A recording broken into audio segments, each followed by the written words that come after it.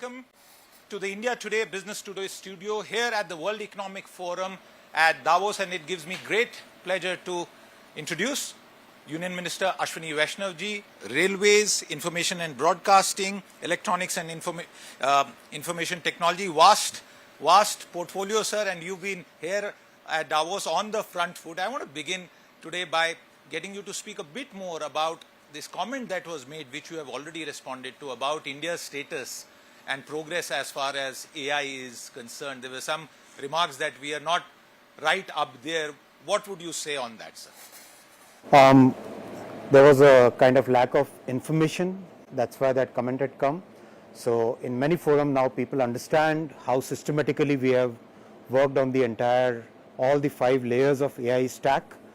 And there is very good understanding that 95% of the work can be done with a 50 billion parameter model. We are already having 70 billion parameter model. Very soon we are going to launch 120 billion parameter models, and practically 95% of the work can be done with this bouquet of 12 models that we are doing. What's going to be most important in the world going forward is how people use AI. The diffusion of AI is going to be very, very important, and that's where India has taken the lead. Our corporations, our enterprises, our manufacturing sector, the use of AI is practically everywhere. You talk to CII, you talk to any industry body, the use of AI is practically everywhere. Your channel also, you have a AI anchor. So that people have understood, that is, and it's very important that we work in all the 5 layers. There are very few countries which would be working on all the 5 layers. So that's the advantage that our country has, and the entire IT industry is going to be the largest AI services provider to the world. Ashwini, there are also concerns that India's strength and status as the back office of the world may come under threat due to AI, particularly on the software and enabled services side. You are a techie and a minister. Do you think that is a possibility, a negative outcome that we should be prepared for? So we are in discussion with practically every IT major. I am personally speaking to their CEOs. Yesterday we had a session with all the IT CEOs. They have all very systematically pivoted away from the IT services model that was there in the past. Now they are looking at AI services model. And what does that mean? That means going to a corporation or an enterprise, understanding their business and helping that enterprise in providing the AI services, building the solutions for them. So AI solutions providers is what the new way of IT industry will be, and for that we are working with the industry to develop talent. We have taken a challenge of developing 10 million, 1 crore AI talent pipeline. So that's going to sustain our IT industry in a very big way. Ashwini, in 3 years' time from now, if we were to talk about the kind of development that and progress that we will see in AI field, how would you want to see the progress 3 years down the line? What kind of shape, structure and size will this sector have in India? In our country, in 1 year from now, most of our AI related work we should be able to do with our sovereign models first. Second, we should be making a serious effort towards developing our own GPU, and there the startups are doing a lot of work on it. There will be a lot of innovation in this. I think somebody used a very interesting cricket analogy. In a 5 test match series, this is the first innings and first day of the series. So it's a multi-decade transformation which is going on in the world. This is the 5th industrial revolution. So in this industrial revolution, in this scenario, we will come with more innovations, we'll come with a full sovereign stack, will come with a complete series of AI applications which will be used by our people, and will come with a common compute facility which is already there with 38,000 GPUs, will expand it significantly. Definitely, you are here, there are other union ministers, there are 10 states, notable chief ministers who are here, and the sense that we have been picking up, talking to others from overseas, about India's economic story, and people are looking at India as a strong spot for growth. Multiple investments, including FDI in the digital and technology space, have come into India, whether it's Google, it's Amazon, so many other companies. What is the sense you are picking up about the India story and the likelihood of even further investments on the back of reforms that Prime Minister Modi's government, 2025 frankly should be called the year of reforms in India? Absolutely. People understand the reforms express which our Prime Minister Modi ji has flagged off. People really appreciate the reforms in GST, the opening up of nuclear sector, the reforms in labor. So many reforms which are happening practically every sector. People recognize that. The investment momentum is very strong. There is a suggestion that now time has come when we should be having a World Economic Forum in India.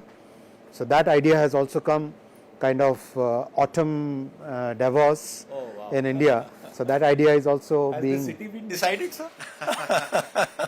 So this is a new idea which has come, which basically shows the recognition of our country, of our economy. People see India as the fastest growing major economy with inflation under control and very healthy balance sheet of the central government, very low debt in the economy. So all these things are noticed by the people. Ashwini, I also want you to talk about another area which is a massive area, because sometimes all the attention goes to digital infrastructure development, but the physical infrastructure, including the railways that you are championing, plus the highway program. In terms of the railways discourse, I don't see any other comparable economy in the world which is investing the kind of money in a railway network build out. Someone here yesterday said that in India over the next 5 years, 10 years, everything has to grow 4 to 5 times to even meet today's demands. About the railways, what will you share with us? Exactly, and our Prime Minister has given so much focus on railways right from 2014 onwards. The investment which is now coming in railways is immense. The execution pace is very high. We have added 35,000 kilometers in the last 11 years. We have electrified practically 99.8%, 99.6% of our network, 47,000 kilometers electrification we have done in the last 11 years. We are totally transforming the way our trains are manufactured, new generation Vande Bharat trains, Vande Sleeper has been recently launched, Amrit Bharat, Namo Bharat trains. So people are so excited about this entire journey of railways, and it's highly environment friendly mode of transportation, because compared to highway, it has 98% less carbon dioxide load.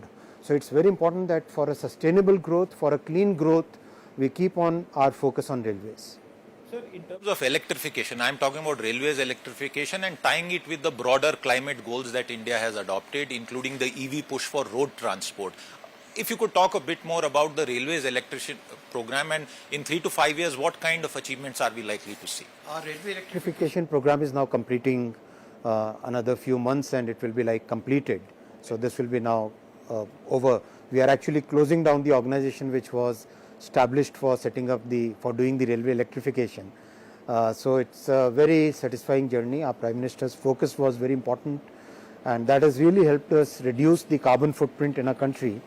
I really appreciate the focus on renewable energy. We have today 50% of our power generation capacity is from renewable energy.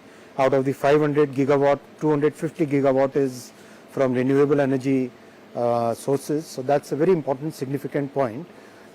In case of nuclear, which is going to provide us the base load, the new Shanti Act, that's going to give a major boost to our nuclear efforts. If we were to talk about India's chip ecosystem, Ashwini, a lot of effort has gone in, and again the parallel that I have to say is that it will be difficult to find any large size and comparable economy, frankly, which is doing so much on this. There are some traditional hotspots which have happened over decades, but on the chip ecosystem, in terms of the sequencing and the effort that you have been personally leading, where do we stand today? So yesterday in a roundtable, the industry leaders from semiconductor industry, they said that India is probably the only country which will be having the end-to-end spectrum of entire chip ecosystem, entire chip value chain.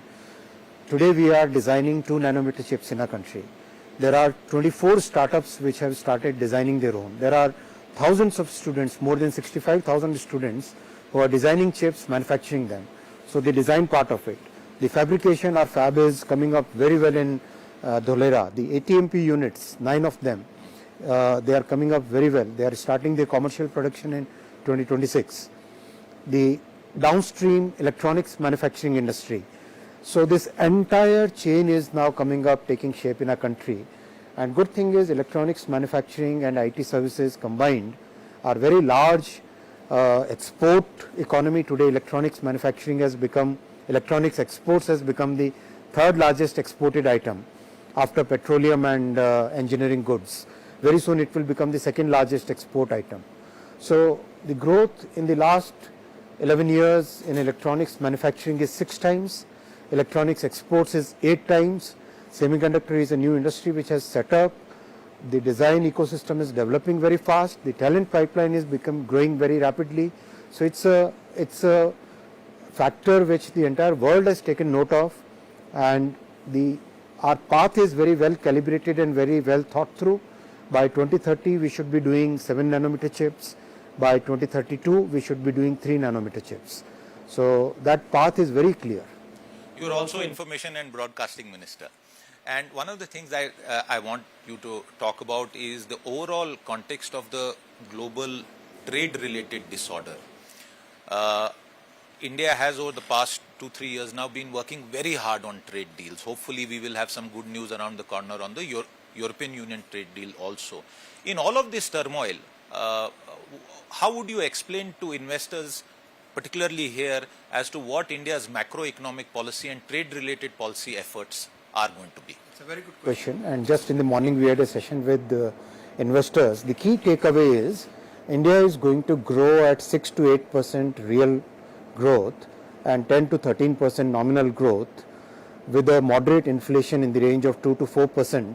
So that's going to be the growth journey for the next 5 years in a very consistent manner. So that consistency is what people are taking note of.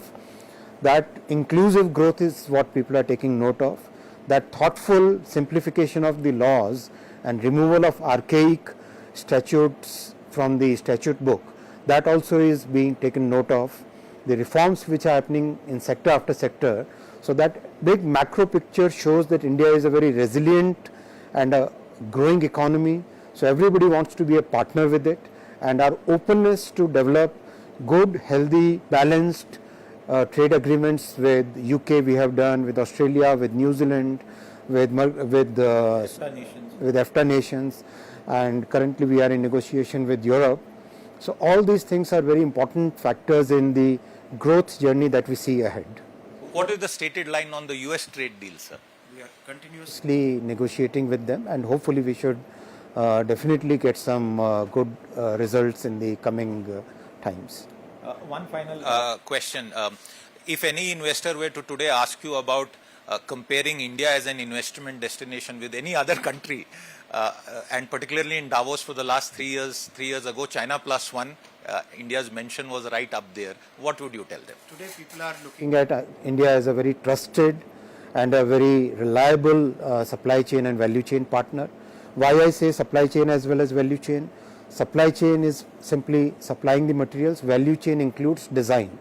So people see India as a design and supply as a value chain partner. So yesterday the team, in one of the panels, one of the industry leaders said that entire product design, end to end, we are doing in India, manufacturing in India. So that kind of confidence, because we respect people's IP rights, we respect people's, when enterprises come to our country, we provide them services and we respect the value they have created over period. Are you hopeful that this approach will also help us further deepen our defense production base? Because that's not just an economic need, it is a larger geostrategic policy need. Yes, you are very right. And it is actually helping us develop our defense needs. So many people are coming. So the aviation industry, $10 billion worth parts are manufactured in India today. It's like, it's a journey which is very consistent and people are really looking up to it. Ashwini Vaishnaw ji, thank you very much for your time with us. That's a wrap on this conversation here from the World Economic Forum. We'll be back with more. Until then, goodbye.